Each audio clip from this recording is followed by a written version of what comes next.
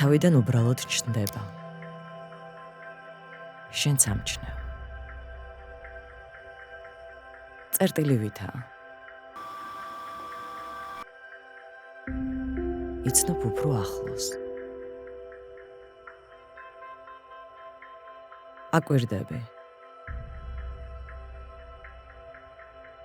ეჩვევი. და თან ვერ. უბრალოდ ხვდები, რომ თავისით არ გაქრება. და ყველაფერი, რაც ზედმეტია, უბრალოდ უნდა მოიშორო.